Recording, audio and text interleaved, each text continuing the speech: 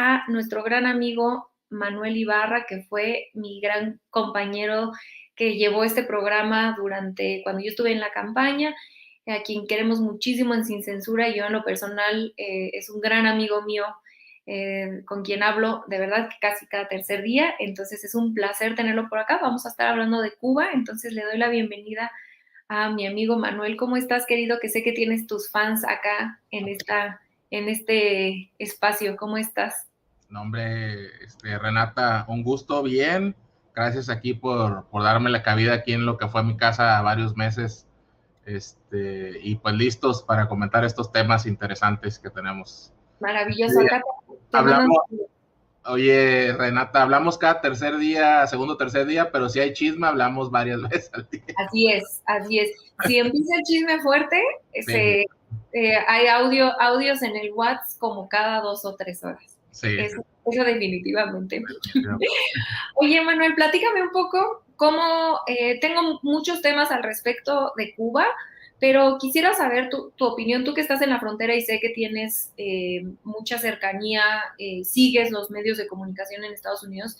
Y yo ayer publicaba un hilo en mi Twitter sobre una de las historias que yo hago aquí un pequeño paréntesis, que me encanta a mí escuchar este podcast del New York Times, y no me juzguen de que amo el New York Times, simplemente me gusta escuchar el podcast porque el entrevistador es muy bueno y me gusta aprender de él, porque es buenísimo entrevistando, y me entero de lo que pasa en Estados Unidos, ¿no? Entonces es una forma muy rápida de enterarse de lo que pasa en Estados Unidos. Entonces escucho casi diario ese podcast donde te hablan de las noticias generales del día y profundizan en una.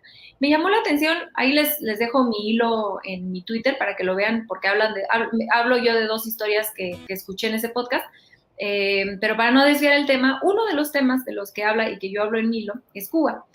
Y si tú escuchas el podcast del New York Times, no encuentras diferencia de verdad, porque he estado también siguiendo a Fox News, que es, para las personas que nos siguen, que no estén familiarizadas, Fox News es una cadena noticiera en Estados Unidos, que le hace los aplausos a la derecha más extrema, ¿no? Eran los propagandistas de Trump más extremos, están mucho más a la derecha que el Partido Republicano, que vaya que eso ya es estar pero muy para la derecha.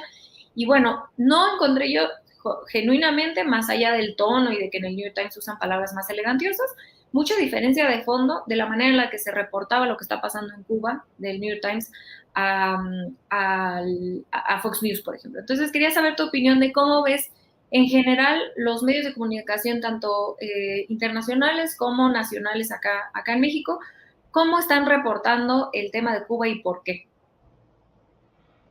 Mira, Renata, tienes toda la razón del mundo. Es una vergüenza lo que están haciendo los medios corporativos, incluyendo el New York Times, en el tema de Cuba, más porque ni siquiera dan el contexto. O sea, no señalan que estas carencias y estas protestas que están ocurriendo en territorio cubano, pues las provoca el propio Estados Unidos. De hecho, hace poco, y tú me imagino estarás igual en el misma sintonía, orgullosos de la labor de nuestra Cancillería, se dio nuevamente este voto anual que se da para, pues, para levantar este bloqueo, este embargo económico de Estados Unidos a Cuba.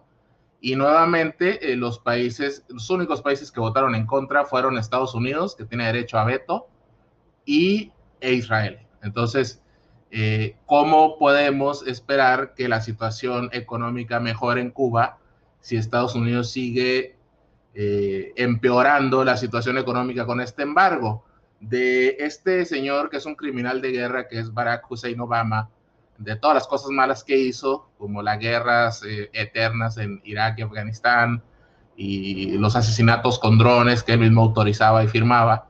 La única cosa positiva que yo recuerdo fue la distensión que hizo de las relaciones con La Habana, con Cuba. Llega Trump, echa para atrás toda esta distensión que implicaba vuelos directos entre Cuba y Estados Unidos, la facilidad para enviar remesas a la isla, y Trump las levanta, las rompe, estas relaciones, Pero aquí lo interesante, Renata, y te vuelvo a dar la palabra, es que Biden no las levanta. O sea, Biden está, como quien dice, a la derecha de Trump. O sea, sigue con esta línea recalcitrante contra Cuba, contra otros países como China, Irán, pero principalmente el tema que hablamos es Cuba. Y bueno, no hay diferencia entre un medio de extrema derecha como es Fox News, Breitbart, Alex Jones, y el New York Times, pues porque son lo mismo, ¿no? O sea, quizás cambian un poco el lenguaje inclusivo, etcétera, pero representan los mismos intereses imperialistas de Estados Unidos, y pues no dan el contexto. O sea, jamás vas a ver un medio de allá, un medio corporativo de allá. Hay pocos medios independientes en internet, como The Grey Zone, un puñado de canales de YouTube, pero jamás verás un medio corporativo allá decir, esta crisis en Cuba, que se da en el contexto del COVID, de la baja de turismo, la baja de divisas internacionales, es por el bloqueo que le está sometiendo a Estados Unidos desde hace 5 o 6 décadas, y también en el contexto de que Cuba anuncia 2 vacunas contra el COVID. Se nos hace un poco extraño que en esta encrucijada sea cuando surgen nuevamente estas protestas y estas narrativas hegemónicas, pues que se venden como una revolución de color, estimada Renata. Totalmente, y creo que aquí en el chat ahorita nos mencionaban también a CNN, que es sí, otro medio de propaganda de los quizá de los demócratas, junto con el New York Times, que dicho sea de paso, yo soy de las que piensa que el New York Times hace un gran trabajo de propaganda, porque el New York Times critica para no criticar a los demócratas, entonces hace críticas como muy por encimita. Es propaganda entonces, fina, es propaganda fina, y ¿sabes qué es lo más interesante? Que sí tienen buenos periodistas. Los usan para cosas malas, pero tienen buenos periodistas y tienen muy buen nivel de producción. Por eso el podcast que tú ves es muy bueno, porque está muy bien producido.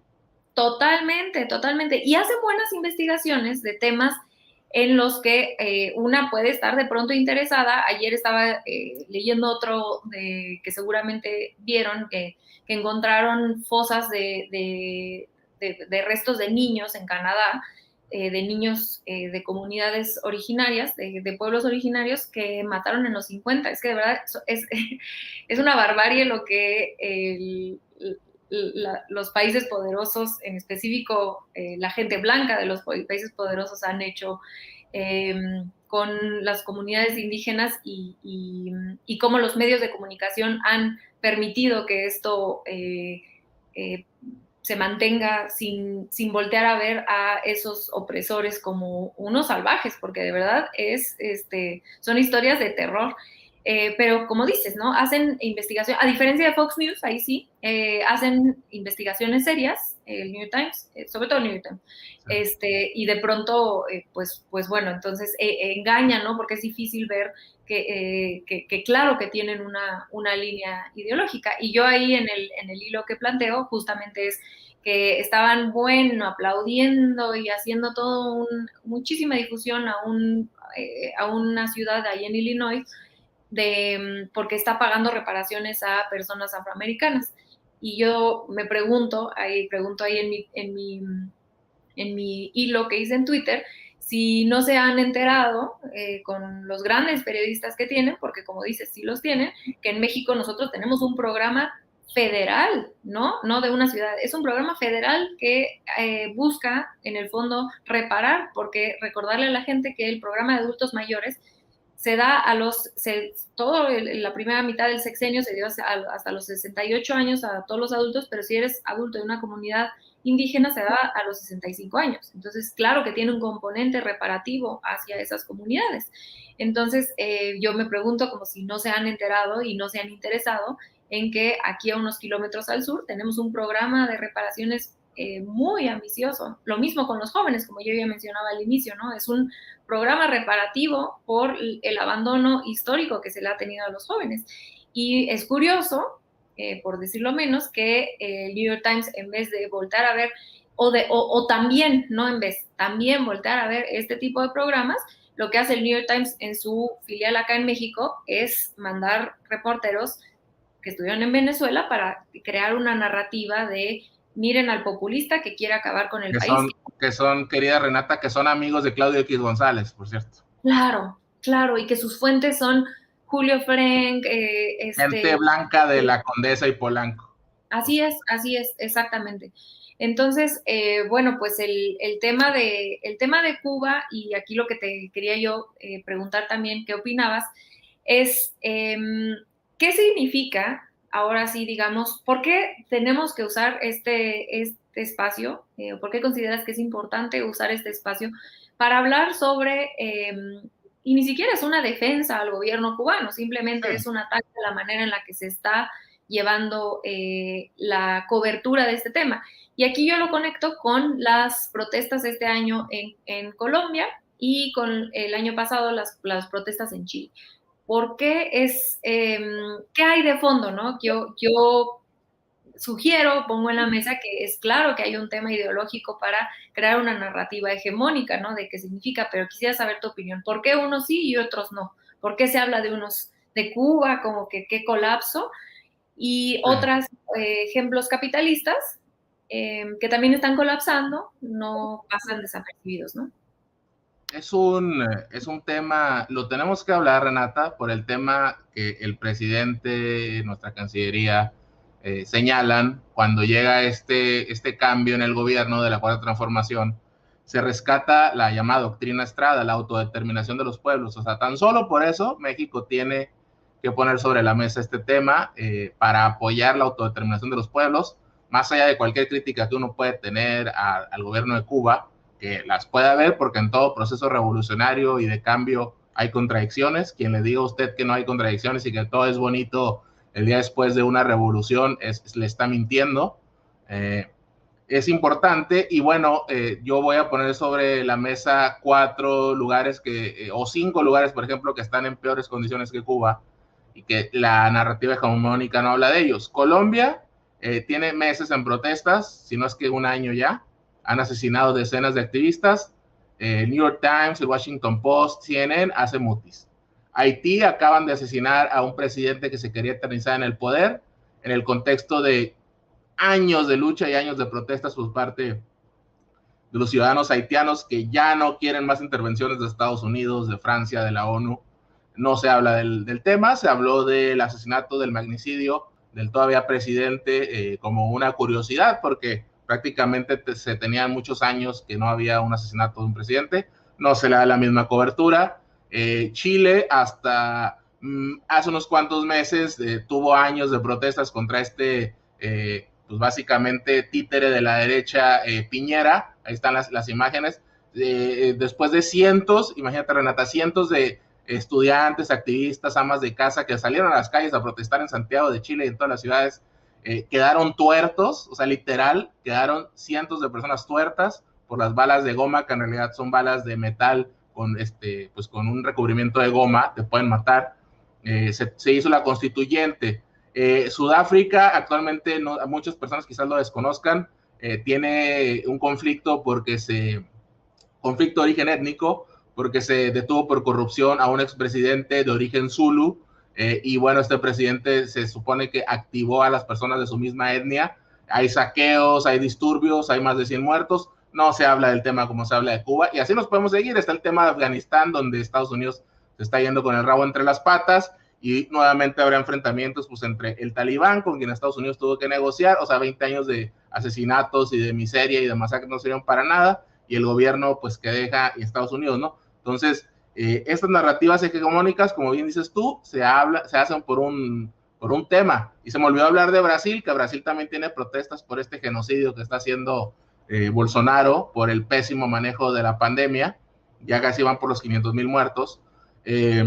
Entonces, ¿por qué no se habla de Brasil, no se habla de Sudáfrica, no se habla de Colombia? Pues porque son gobiernos alineados a la ideología de Biden y de Trump, que es la misma. Por eso no se habla, y por eso tenemos que poner sobre la mesa, con todas sus carencias, con todas sus contradicciones y todos sus errores del régimen cubano, que una pequeña isla situada a unos cuantos kilómetros de Estados Unidos, tiene menor mortalidad infantil que Estados Unidos, tiene mayor expectativa de vida que Estados Unidos, tiene más personas que saben leer que Estados Unidos, tiene más médicos que Estados Unidos, la medicina es gratuita a diferencia de Estados Unidos. Bueno, Renata, tú viviste en Estados Unidos algunos años, estudiaste y trabajaste allá. Tú dime qué pasa en Estados Unidos cuando te enfermas de cáncer, cuando te enfermas de diabetes. ¿Qué es lo que pasa allá, Renata?